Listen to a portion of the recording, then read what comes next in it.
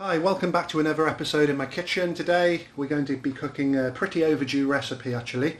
We're going to be cooking a dal. This one's a South Indian dal. So let's start with the ingredients. We're going to be using coconut oil. We're going to be using red onions, but these are South Asian red onions. I'm lucky with the location where I live. I'm able to get Indian onions. They're sweeter, less acidic than the European ones. There's about 3 or 4, they're very small, much smaller than the European ones. 3 or 4 red onions. If you can't get the South Asian variety, don't worry, you can use any types of onions you want. We have about 5 cloves of garlic that has been crushed and finely chopped. We have 3 medium, very ripe tomatoes that have been cut up fine. Cut them up fine, or else you're going to end up with big pieces of tomato skin in your dal. Let's start with the dry spices. We have 2 teaspoons of dhania or coriander powder, half a teaspoon of Kashmiri chili, a teaspoon and a half of cumin powder, 2 teaspoons of salt, and about half a teaspoon of turmeric. Why I'm only using half a teaspoon of turmeric, we have some dal here. This is chana dal that we're going to be using. 2 cups of chana dal, soaked for about 3 hours and then done in the pressure cooker so it's really soft. And that's just about the water consistency I want. And we've got that boiling there, and I also boil it with a touch of turmeric. So I think that's about it. Oh, last but definitely by no means least, let's talk about our tadka or thorka or tadka, depending on which area in India. But what that is it's a process where you put whole spices into oil, fry them. It infuses the oil with flavour. Because this is South Indian, the theme pretty much is red onion, obviously coconut oil, talked about those two. So black mustard seed, a very generous teaspoon of black mustard, 2 prongs of curry leaves. I've started to actually freeze my curry leaves. They're fine, they're fresh curry leaves. I don't buy them very often, so for storage I recommend you, unless you use lots of them, freeze them. They freeze pretty well. Don't use the dried curry leaves. They have no bearing on the flavour of fresh. And we have 2 cinnamon leaves here, tejpata, Indian bay leaves. We have 2 cloves. We have about a 2-inch long stick of cassia bark. You can use cinnamon. And finally, we have 3 quite large red dried chilies. Okay, so let's get cooking.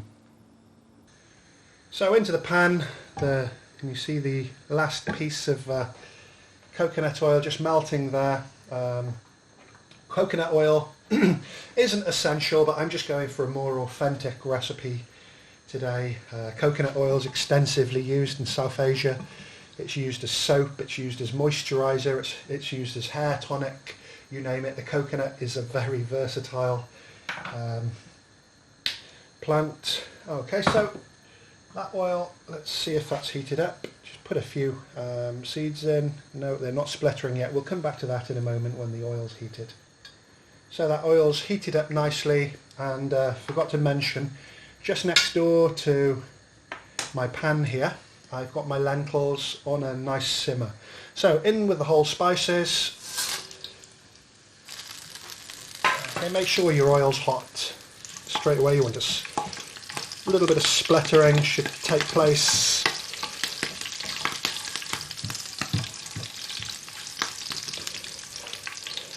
And fry that off on a high heat now for about a minute, and we'll come back to it when the oil's nicely infused with the flavours.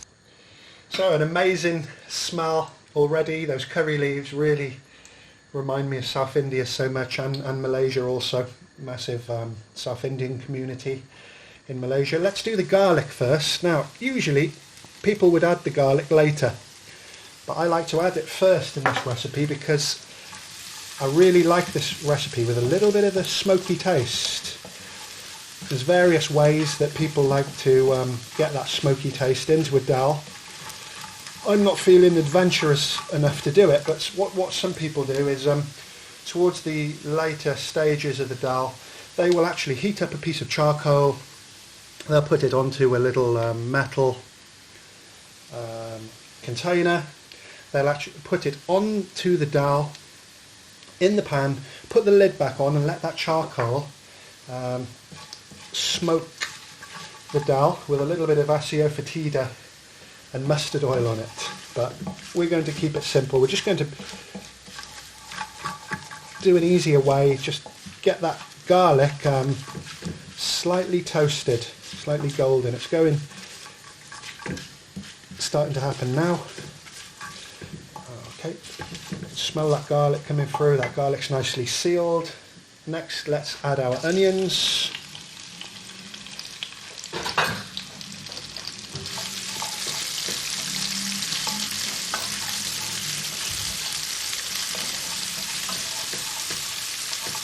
So just those colours and those smells, really a lot of South Indian dishes start like this, you know, whether it's a curry and they do use the word curry in India. It's, a lot of people in Britain, the word curry, they don't know what a curry is in India. Yes, they do. Curry actually comes from a Tamil word, a South Indian word meaning sauce, curry, K-A-R-I. And you'll see curry houses all over India with the word curry. But yeah, it's very British, I know. So let's just cook those onions down until they're, what's the buzzword, translucent, and we'll come back to that shortly. So just thinking on my feet there, I'm actually going to add just a little pinch of asafoetida or hing. Now what that is, it's a resin from a tree with a very pungent flavour, adds a unique taste to dishes, and especially if you want to achieve that smoky taste, if you're really into that smoky DAHL, it's a really good thing to add. A lot of people in India will use asafoetida in replacement of onion and garlic, because onion and garlic evoke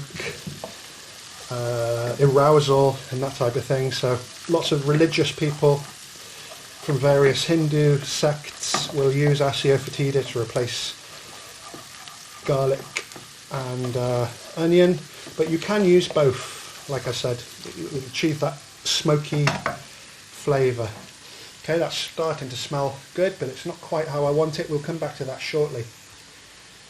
So those onions are nearly how I want them, very loose. And I forgot to mention earlier, obviously there's so many variations of DAHL all over India, all over South Asia. Some add a few carrots, some add potatoes, mooli, pumpkin. It really depends. We're just going to keep this recipe simple today. So what are we going to add next? Are tomatoes.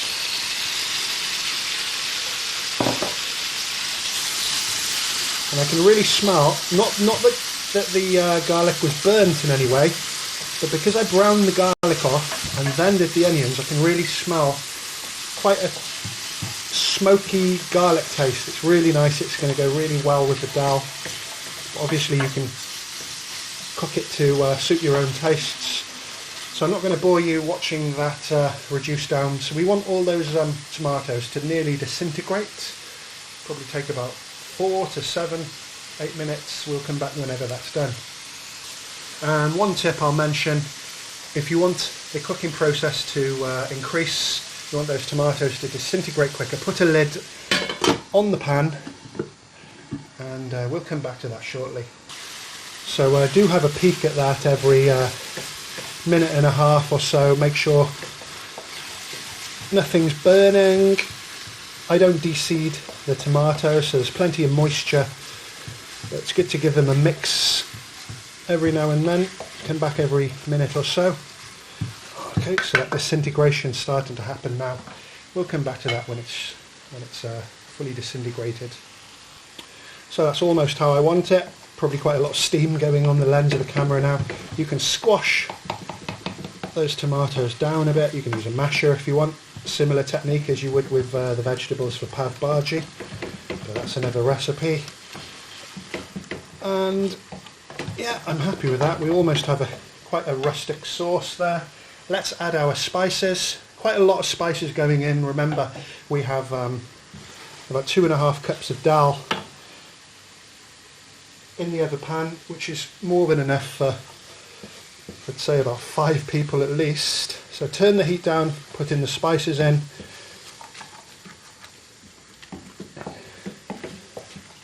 Make sure it's all well stirred. No need to split the oil or anything like that with this. Just make sure those spices are cooked through. Let's add the chilies.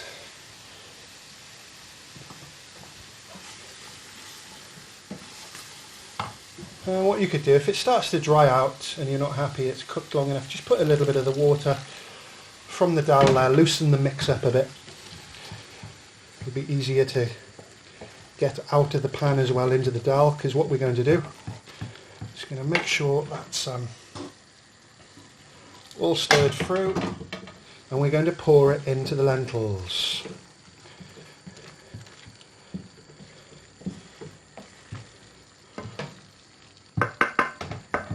So let's transfer that pan over to here. Lentils, and we're ready to pour our mixture in. This is where we're going to get the flavour.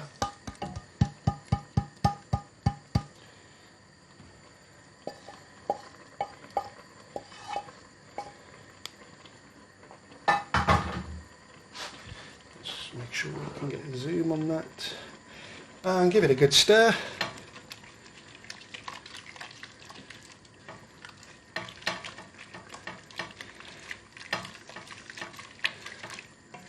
So look how yellow that's gone.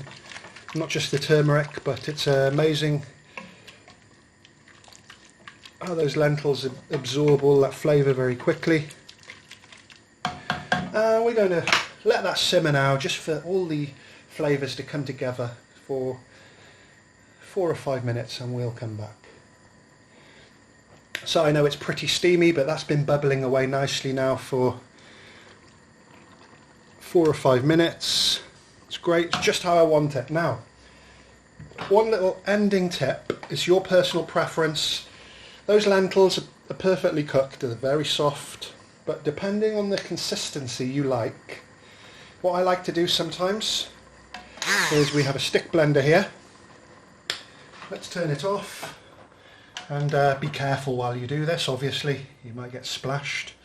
So I'll just put the stick, I'll make sure the chilies and the bay leaves are to one side. I do that with a spoon, and just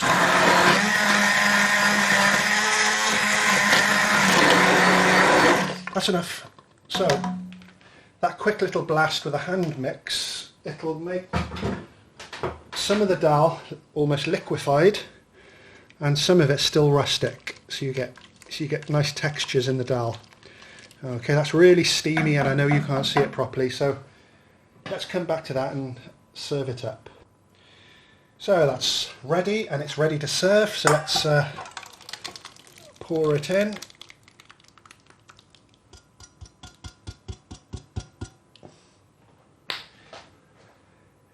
Yeah, I'm pleased with that. Lots of different textures, good flecks of colour, everything's really flavourful, well seasoned. So what would I do with that now? A little bit of finishing touches just to tart it up a bit. A little bit of coriander on the top, and we're good to go. So there you have it, South Indian chana dal. Hope you're enjoying all my recipes so far. There's a lot more recipes to come. If you're really interested in Indian food and seeing me cook it, obviously tune in, subscribe, like, share, much appreciated. Hope you've enjoyed the video. Thank you very much for watching.